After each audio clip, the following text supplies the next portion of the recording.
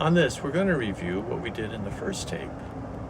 There we talked about how to stabilize the upper part of the neck from the middle neck upwards by keeping the chin and the throat in one line as a unit, and trying to get the movement for those who are stiffer in the lower neck to mobilize and move from this area.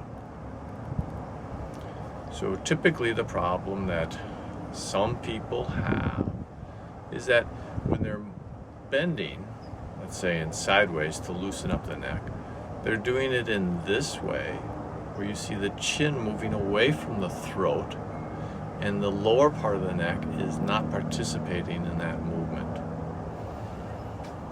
What we want to do is get them to start to stabilize the chin to throat area, this little bump of the thyroid cartilage or Adam's apple, and have them hold that as one and start to begin to move just from the lower neck.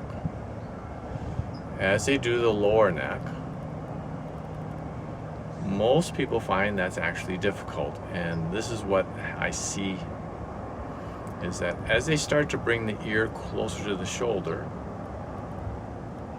they move from actually the middle chest spine or the thoracic spine, and that is something that's common, but we want to then have them stabilize actually below the lower neck, stabilize this area, and then also stabilize the upper part.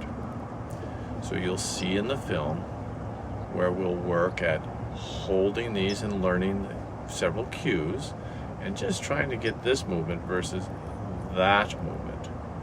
We want to decrease this part of the upper half, let's say, of the neck by keeping the chin and throat and working on moving from here. Good.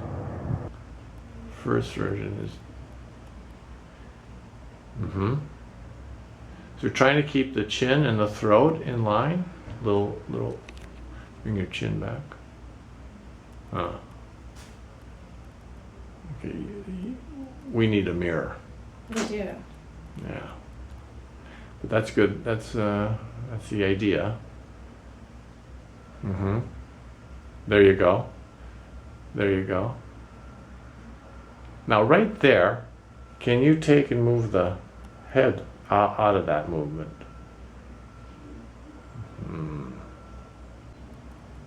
Go ahead and start the movement. Keep the chin. Okay, now stay there. Now in that position, you gotta undo the head. Okay. But I'm not bending. Yeah. Now do the shoulder.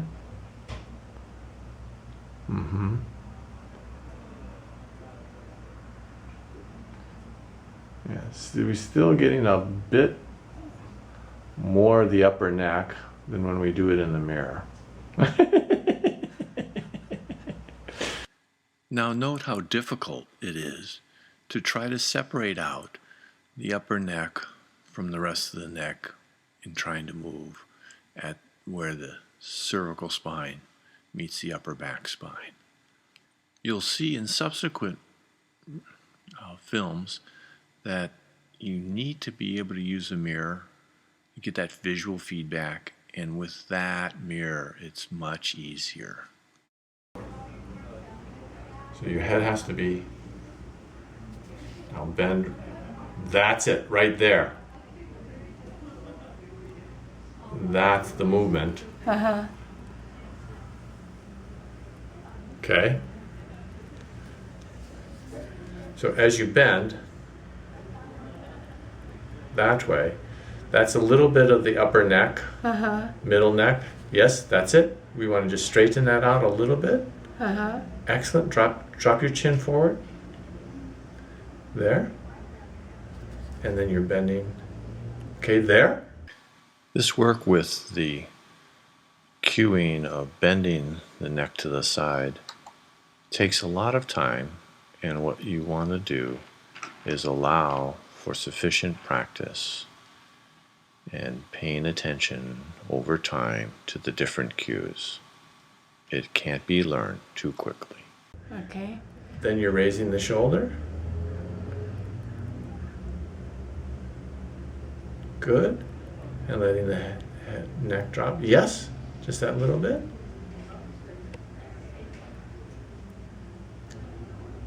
Good. And then come out of it.